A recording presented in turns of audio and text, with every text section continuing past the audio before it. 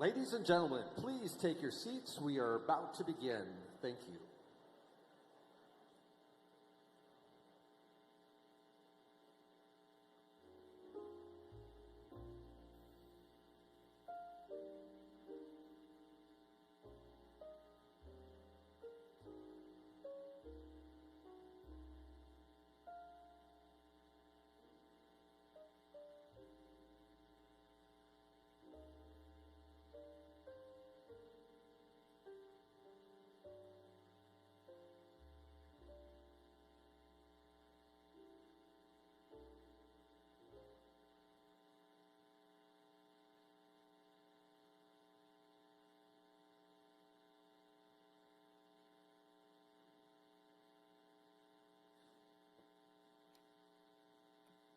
Wow, what a crowd. Good afternoon. I'm Robert O'Brien. I serve as chairman of the Nixon Library, and this is a beautiful sight to see. Thank you all for being here.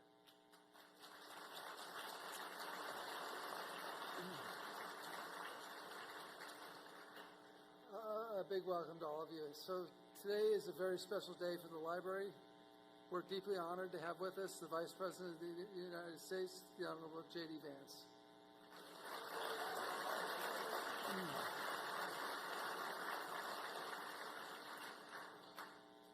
Mr. Vice President, he's sort of backstage, can hear us. I'm reluctant to make any promises about today's event, but I can tell you the crowd will be much more sympathetic and supportive than at the View. Let me recognize a few special guests with us today in the audience, including my fellow board members, Christopher Nixon Cox,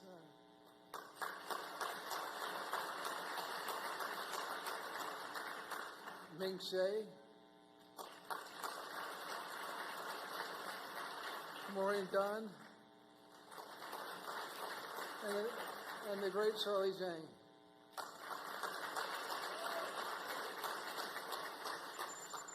We also have our sheriff, who does incredible work supporting the library, not just today, but every day.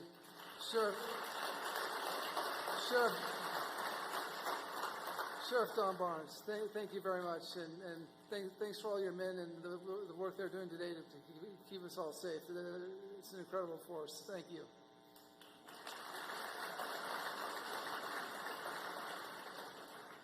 I'd also like to recognize our presenting sponsors who are underwriting today's event, Sean and Leland Smith, and Russ Colvin of Your Space America and Chapman University.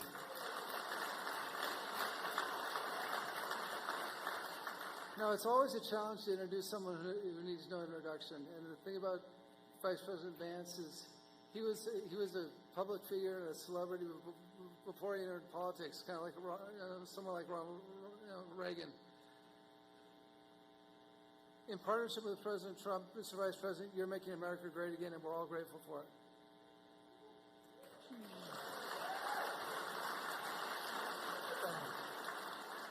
Mr. Vice President, everyone here is aware of your extraordinary story, how you rose from a challenging childhood to the second highest office in the nation. Through hard work, plenty of grit,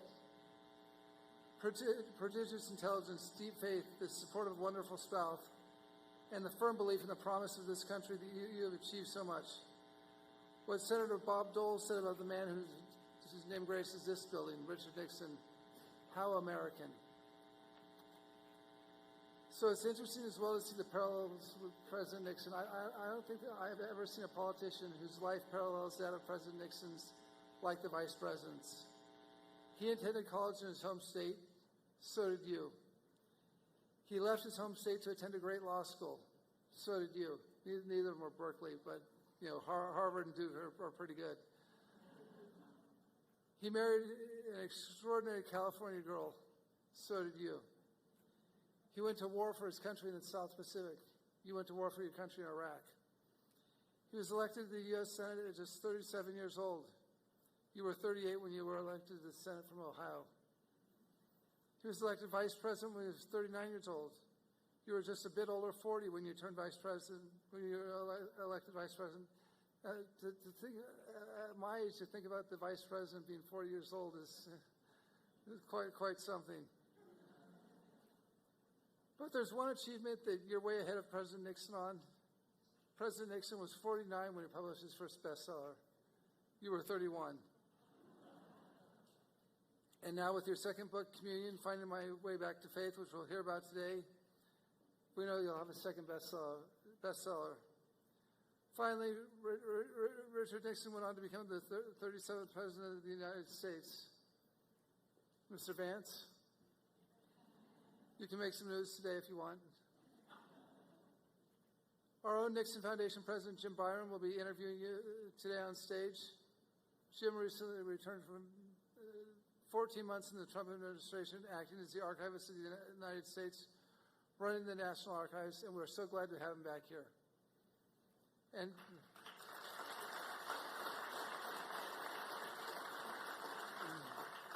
And Joe Lopez did a great job in his absence, but now what a team we've got. It's like I said, it's like having Joe Montana and Steve Young on the same team.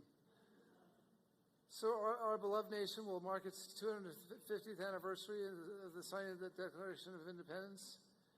As we reflect on our past and look forward to the future, hearing the Vice President discuss shaping America's future could not be timelier.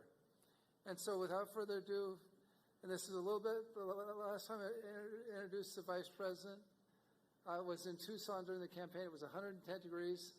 I was the only person with a suit and tie on within 100 miles of the event, and we had teleprompters in those days and for those events, and everyone came to the rally to see the Vice President, not to hear me introduce him.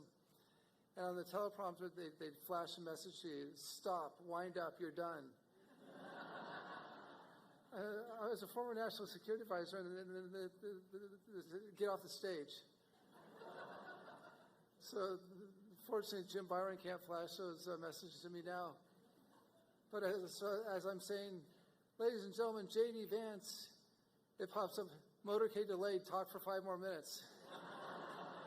Ladies and gentlemen, J.D. Vance is going to be a great vice president and bring our foreign policy back to a peace or strength. 2 minutes later, it pops up that he's here, get off the stage. So without someone prompting me to get off the stage, it's my pleasure to introduce J.D. Vance and Jim Byron. And first we're going to have the presentation of the color guard from the Orange County Sheriff's Department and the singing of the national anthem by Ali Solario.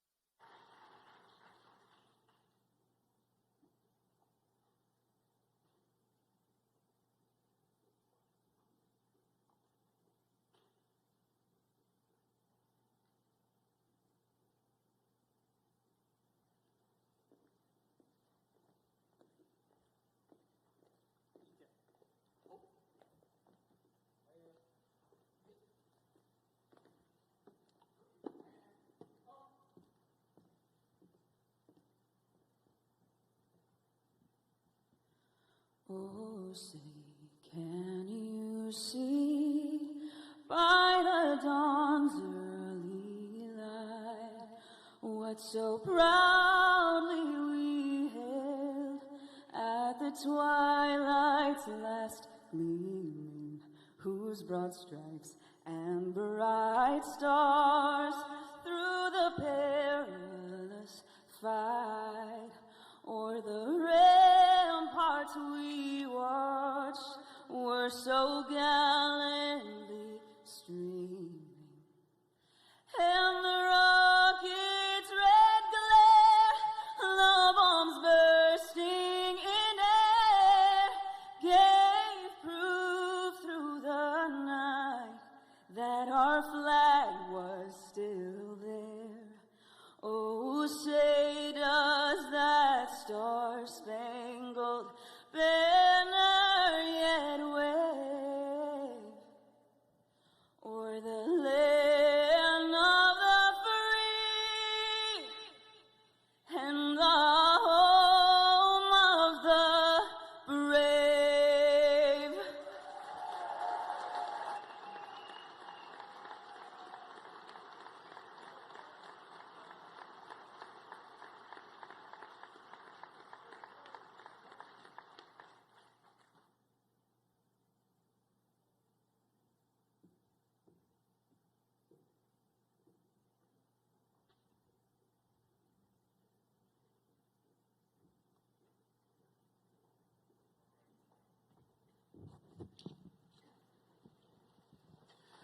Ladies and gentlemen, let's hear it again for the Vice President of the United States. Thank you.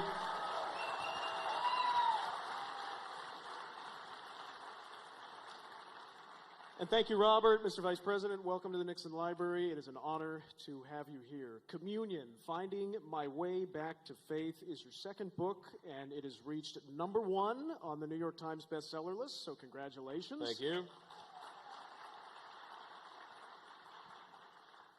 A few weeks ago, some reporter asked me what was the difference between me and Gavin Newsom as political figures, and one of the things I can now say is that people actually bought my book and not his.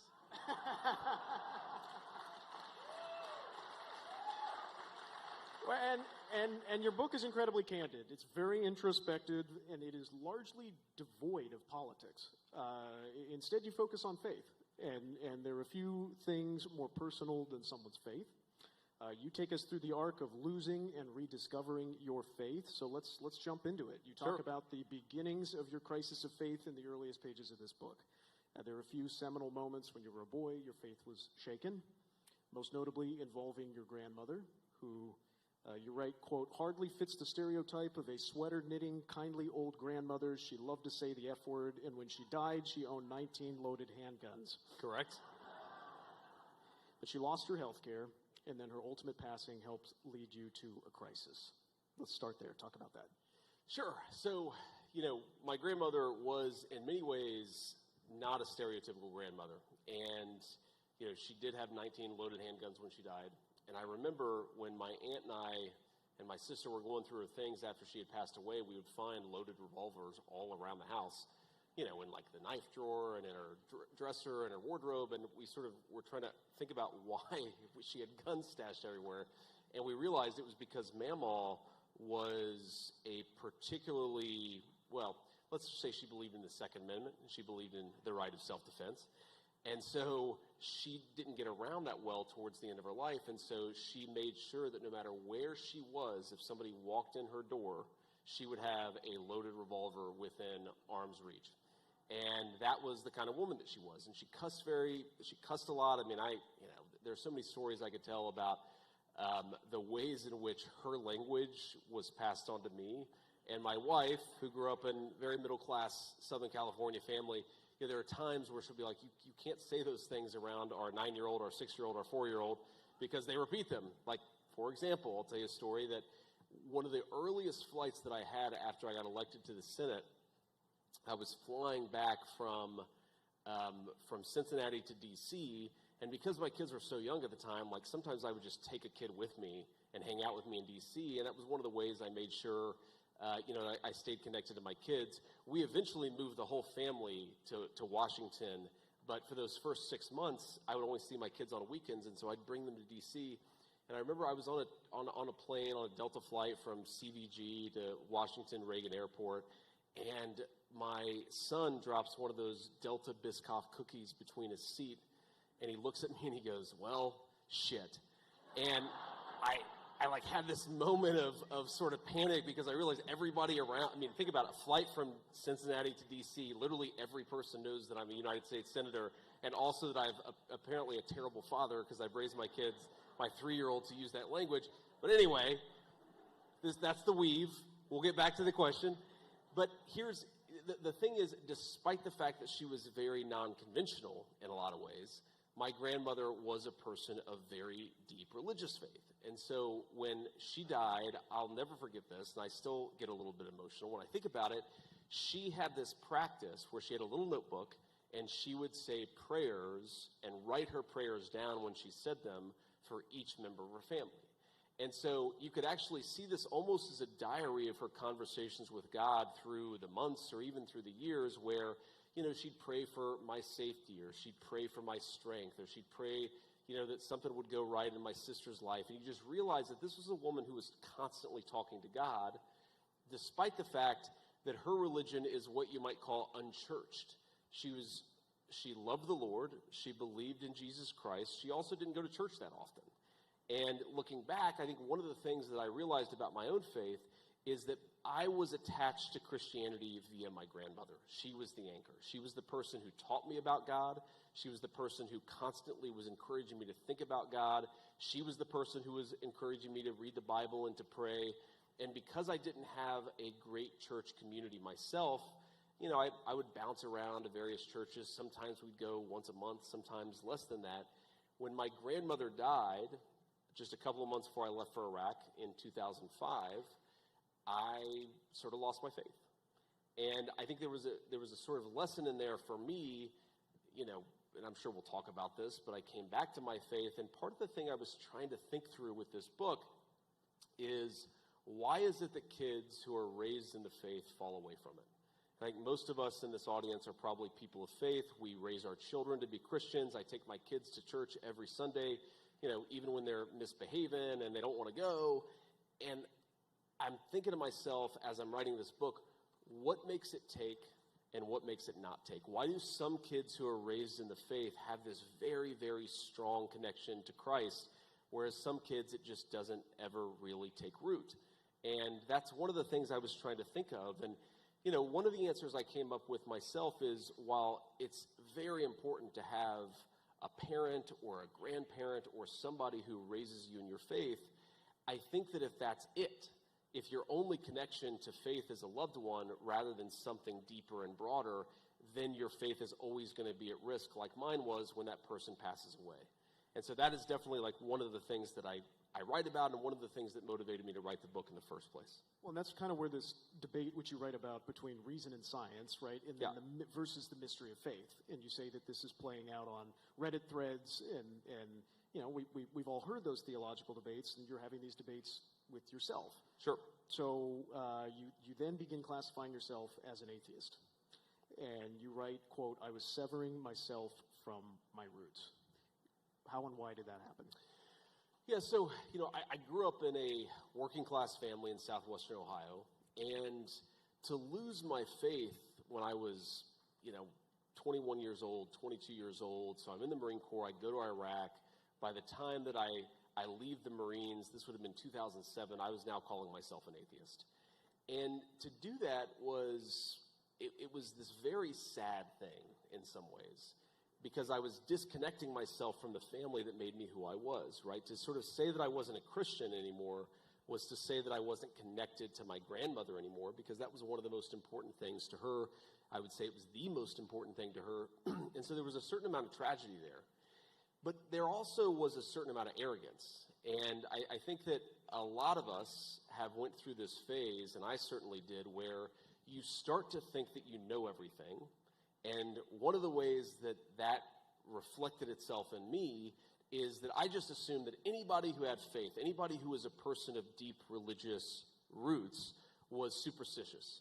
And I started to think of myself as I was motivated by reason, and I was motivated by smarts, and I was motivated by, you know, honest and open debate. And the people who believed that Jesus Christ was the Son of God, like my grandmother, yeah, it was kind of tragic that I didn't share that belief with her, but one of the ways that I expressed it was she's superstitious. She was a simpleton. And that arrogance that came from rejecting my faith, frankly, made me a much worse person. And it made me much more open to ideas that were far crazier and far more radical than anything that I had rejected when I was a Christian. And that was one of the things that I kind of realized is, G.K. Chesterton once said that when people stop believing in God, they don't believe in nothing, they believe in anything. And there was something really profound about that, because what I saw around me was a bunch of people who saw themselves as hyper-rational, as motivated by science, as motivated by reason, but in reality, having discarded faith, they just adopted a whole new set of ideas that I think was, frankly, a lot crazier than anything that I had derided as superstition or as simple when I was a kid. And that was an interesting realization for me, that you become an atheist in part because you assume that you're smarter than everybody else, and then you realize that the people who assume that they're smarter than everybody else believe some very stupid things. Well, that's certainly true. But during this time, you start to read C.S. Lewis. I do. And you write that you wish that God was more like Aslan from the Chronicles of Narnia. What did you mean by that, and what are you learning, what are you taking away from C.S. Lewis? Well, one of the things that, I think all of us come to God in our own ways. And some of us, it's through a loved one. Some of us, it's through a relative. Some of us, it's because we belong to a church that's very meaningful to us. I think one of the ways that I always engage with my faith, and was certainly true then, and is definitely true now, is through ideas. Is the idea that there was some truth built into the Christian faith that maybe I discarded, but was very profound and very moving and can motivate people to do amazing and inspiring and courageous things. But I was definitely interested in the intellectual elements of Christianity. And what C.S. Lewis did for me, and what I talk about in the book about being really, really attracted to this Aslan figure in a child's book, and encountering God in a children's book in a way that I had never encountered God when I was being raised by my grandmother in southwestern Ohio. And what I meant by that is that there were all of these things, that Aslan would say that I later found out were basically just C.S. Lewis copying from the Bible and putting them in his books.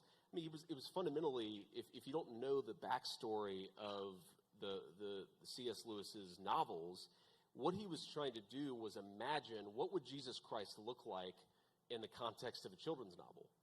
That's who Aslan is. It's not a metaphor or an allegory of Christ. He's actually trying to say this is what Christ would look like, would sound like, were he in this, very rich children's novel that he wrote.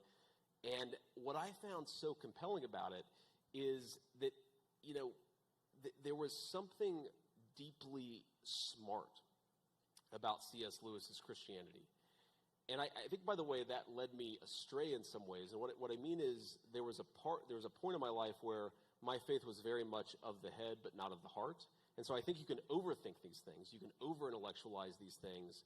But the way that God sort of started to pull me back in is I realized that there were a lot of really interesting ideas at the core of Christian philosophy and at the core of Christian theology that I had cast aside but were far richer than what I'd realized.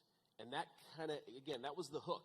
That started to draw me back in. And there were other hooks, of course, but that was a very, very important hook for me, realizing as a kid who thought of himself as very smart and very rational, realizing that there was a brilliance to the Christian faith. There was an insight into the Christian faith that I had never really taken seriously, but was very much there.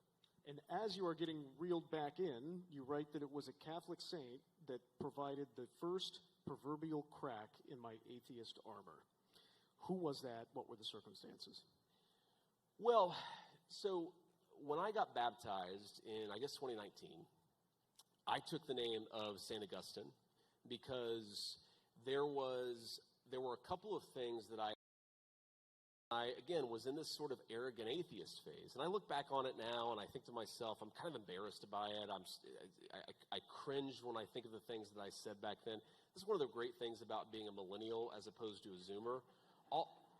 Most of the stupid stuff that I've said is not on the internet.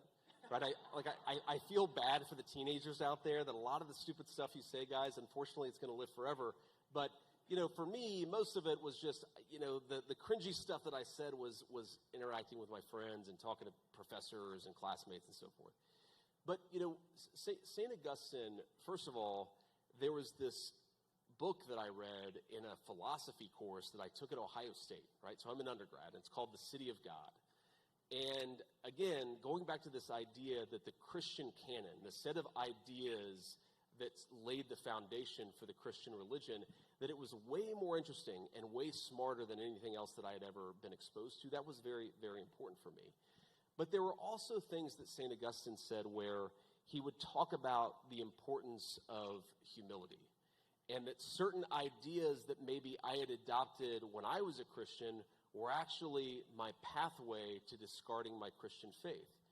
And, for example, like I remember when I was a teenager, and I would go on like online messaging chats and argue with scientists about this or that scientific question and how this was incompatible with the Christian faith or that was incompatible with the Christian faith. And there's actually, and I don't have the quote right in front of me, but there's this quote from St. Augustine, literally 1,700 years old, 1,600 years old, where he talks about assuming that you're smarter than other people and taking what you believe and assigning it as Christian doctrine is actually discrediting Christian doctrine.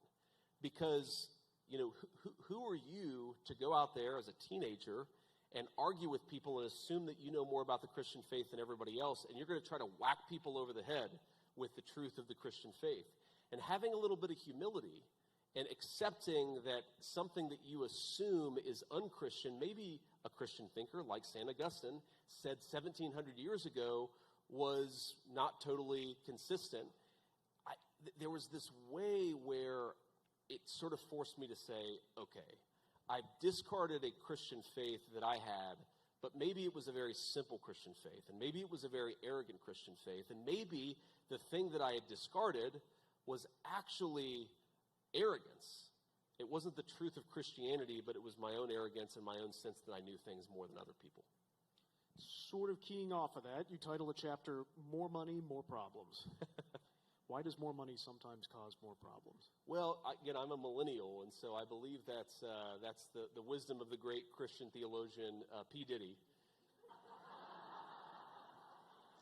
who, as we found out over the last couple of years, is very much not a Christian or a theologian. But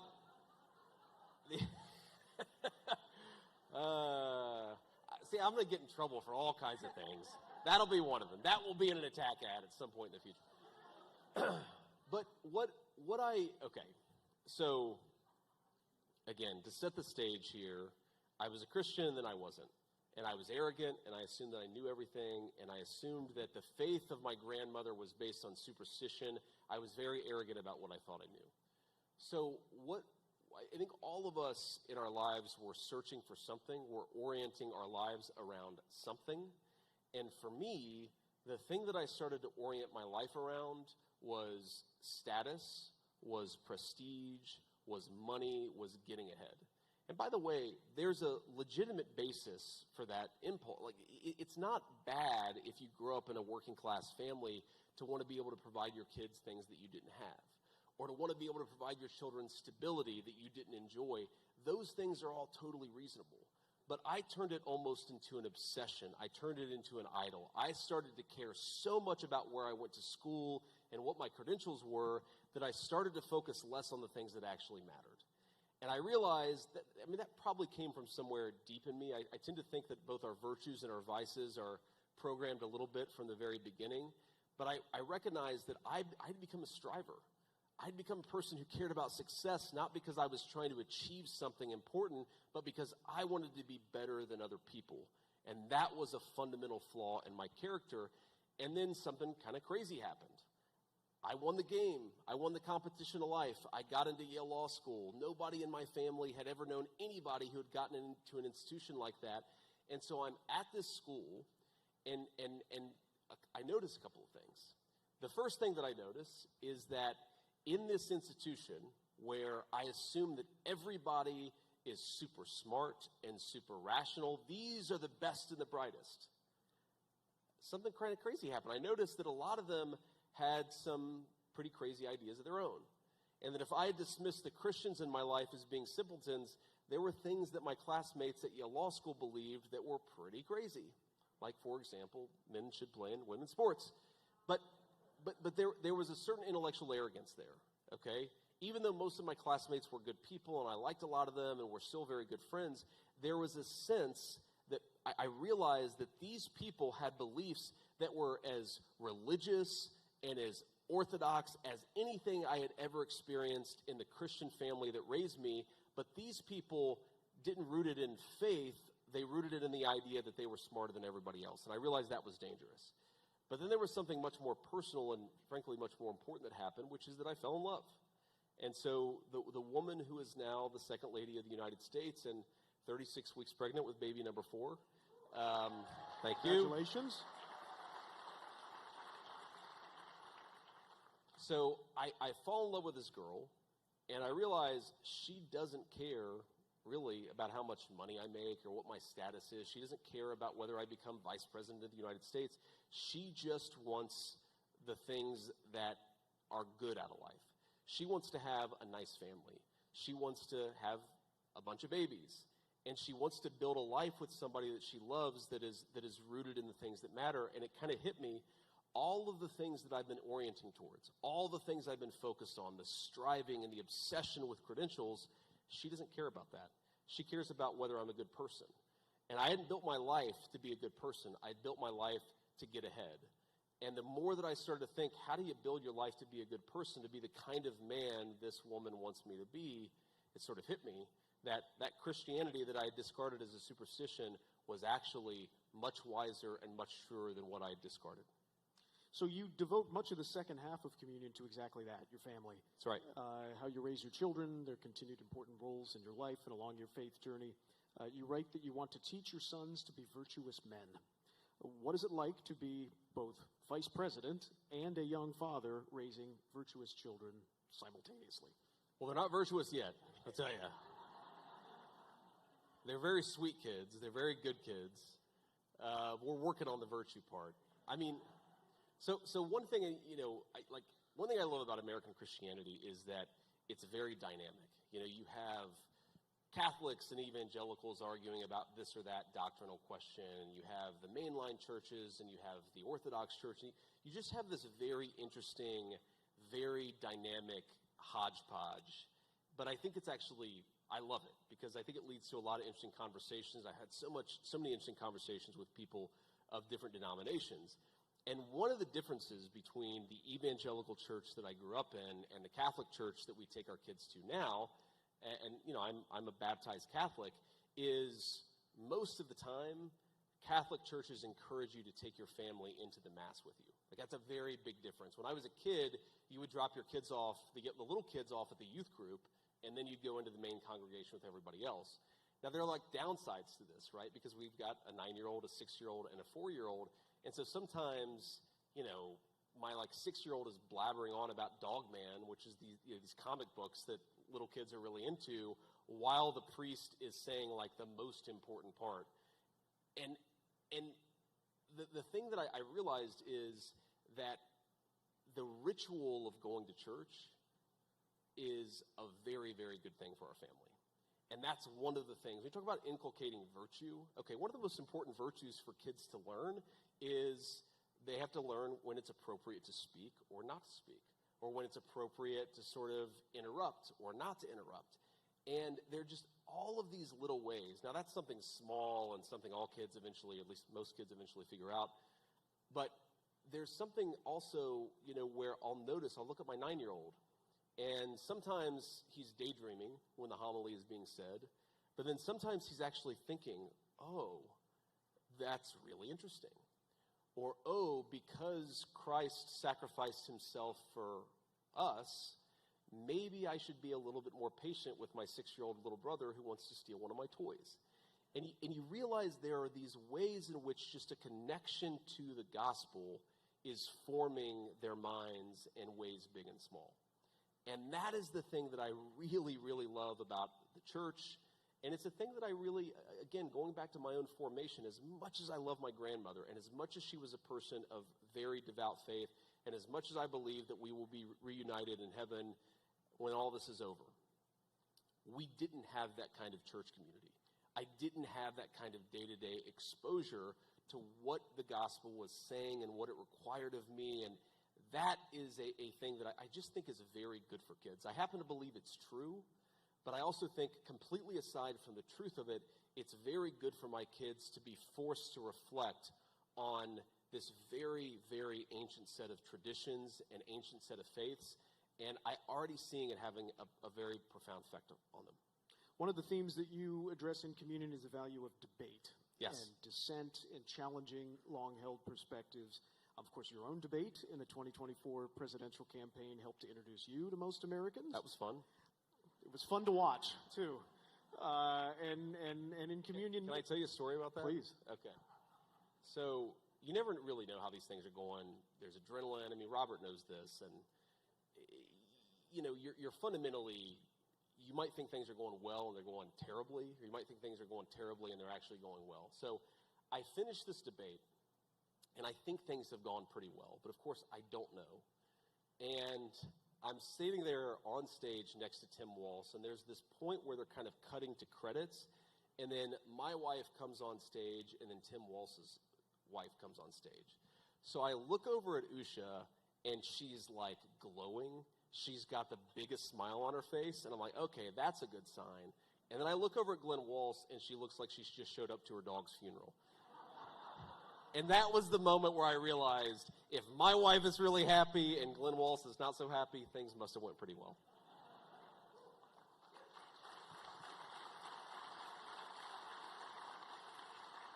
I think you've just answered my question, which inadvertently... talk to us about the importance of writing, because you mentioned that the first manuscript of this book was completed when Mrs. Vance was expecting your second child in 2019, and that was before you were elected vice president. So how do you write? Talk us through your creative process. Yeah, so, you know, one of the things that I think is very frustrating to my speechwriter, who's an amazing guy and an amazing writer in his own right, is that I can't say something unless it's in my own words. It has to be in my own words. And I think one of the ways, you know, even when I was a young kid, one of the ways in which I think through things, or I puzzle through issues, or I try to think about what do you actually think about something, is you almost have a debate with yourself, right? You try to take two sides of a question and figure out which side is the right side. And I've always done that, and I've always tried to put that down on paper. Again, going back to when I was very young. And, you know, one of the things it's kind of crazy in the era of ChatGPT, where I just don't think that, you know, this sort of very age-old thing of writing, of actually forcing yourself to convert a thought in your brain to a thought on paper that other people will sort of absorb and respond to, whether they love it or they hate it, I think that's always just been a very important part of the way that I've done persuasion. And, you know, when we do... Just going back to the debate. When we did debate prep, yeah, we did a sort of traditional session. Tom Emmer, a great congressman from the Minnesota, the state of Minnesota, you know, he played Tim Walz, and he did a great job. He was a lot tougher than Tim Walz, if I'm being honest. But, you know, one of the ways that I actually did debate prep is someone would send me, here are the things you might get asked about.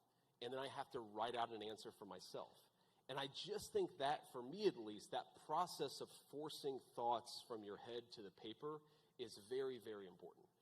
And, you know, one other thing about just, if you look at my entire life in the public eye, a big part of it has been through writing, right? I became at least a reasonably well-known figure because I wrote Hillbilly Elegy.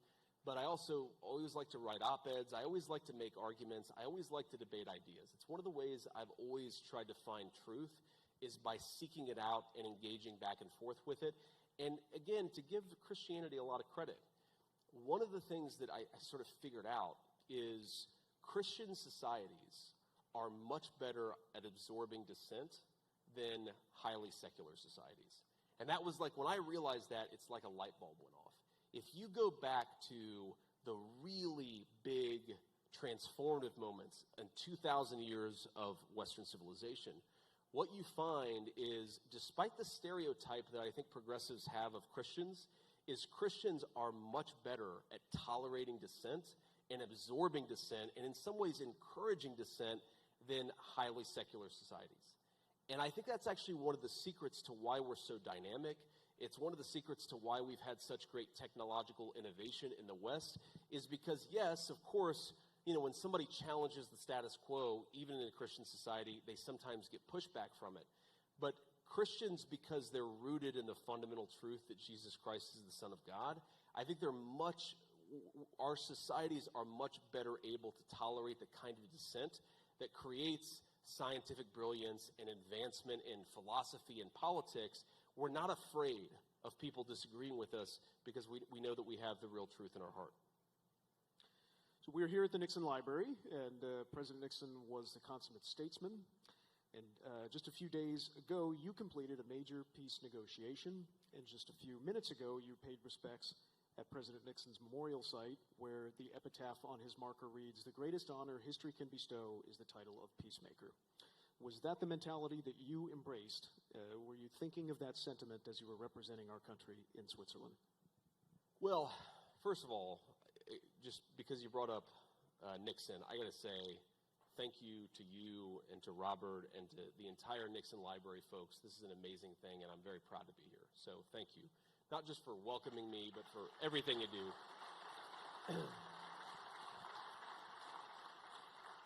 So we were talking about this a little bit backstage, but I'm actually fascinated by Nixon as a character in history. I think that his historical legacy is enjoying a bit of a renaissance, but I think deservedly so. As I joked with Robert backstage, if Watergate happened tomorrow, it would be like a 12-hour news story. Like, the idea that it would have taken down a presidency is crazy. And by the way, if you look at the story of how the deep state took down Richard Nixon, it's not all that different from what the same groups of people, the same institutions tried to do to Donald Trump in the first Trump administration. There is a parallel.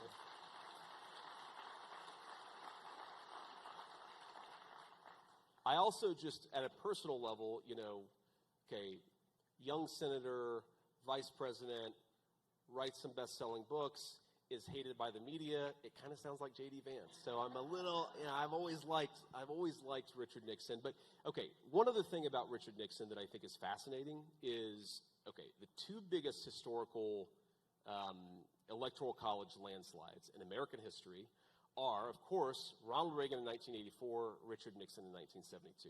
Okay. What you may not know, and some of my political data guys who are very into this have drilled into me, is that Nixon's coalition in 72, though if you look at the top line numbers, you would say, well, that's exactly what happened in 1984. It's much different. Nixon's coalition in 72 is actually durable and much more closely resembles the Trump coalition of 2024 than the Reagan coalition of 84.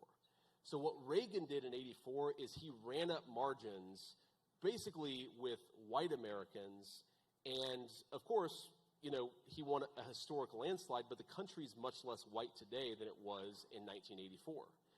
Nixon's coalition was unbelievably durable to the demographic change that we've seen in the United States of America. So this is a guy who Reagan could not have won his landslide in 2024. Richard Nixon maybe could have won his landslide in 2024, and I think that there's a very important political lesson in that for all of us in the Republican Party. He was actually like a political genius. And I'm just fascinated by the guy's historical figure. So anyway, very, very happy to be here. But okay, so it says that the greatest honor history can bestow is to call someone a peacemaker. And I think, thank you. And was I thinking about that quote when we were in Switzerland? No. Was I thinking about that sentiment? Absolutely. Because, one of the other lessons of Richard Nixon is it's not just that he got out of Vietnam, but that he got out of Vietnam from a position of strength, okay? It's one thing to tuck tail and run. It's another thing to clearly define an objective, to accomplish that objective, and then to ensure that you don't allow mission creep to transform a victory into a defeat.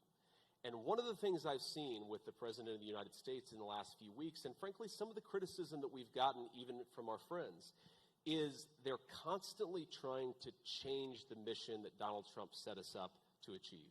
And what did he say? He said at the outset, I want to destroy their conventional military, I want to eliminate their ability to project power, and I want to ensure that they never have a nuclear weapon ever, okay? And what I've seen is some people try to say, that's great, but you should have a different objective. And I think the reason why the president has been so successful is because he refuses to give in to that impulse. He says, we came what we set out to do. We created incredible diplomatic, economic, and military leverage. Let's use that leverage to go and accomplish an even bigger win for the American people. That's what he's asked us to do. It's not over yet, but so far so good. That's great to hear.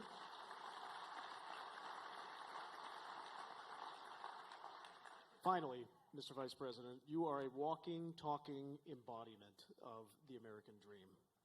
And as you write in Communion, you came from the lowest fifth income bracket, and you are now only one step away from the top of American public life. How are you reflecting on America on its 250th birthday? Yeah, I guess I just can't help but look back at my life, 41 years. I'm the Vice President of the United States, but most importantly, I've got 3 beautiful kids and a 4th on the way. I'm married to the love of my life. We're able to give our kids things that I never thought that I would be able to give my kids.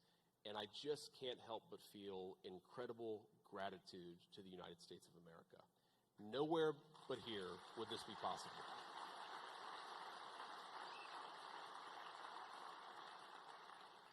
And I think that when I consider, just to make a slightly partisan point here, as we've got people waving the Palestinian flag outside and hollering at us in Spanish. By the way, the Vice President can't understand what you're protesting about if you don't speak the language of everybody else here. So if you want,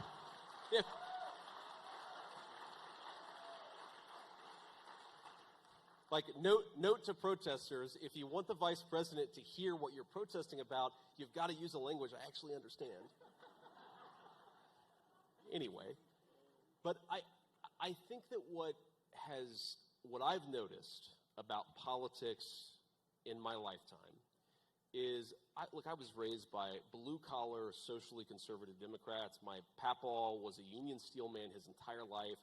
He voted for Republicans like once ever, and otherwise he was a Democrat. And whatever your politics, whether you were a Democrat or Republican, I grew up in a world where every politician was expected to have some basic gratitude for the United States of America. So when I think about 250 years of American history, what I think about is that the entire greatness of this country was built by all of us together. When we went to the moon in Nixon's administration, yeah, it was the astronauts, but it was also the scientists who designed the rockets.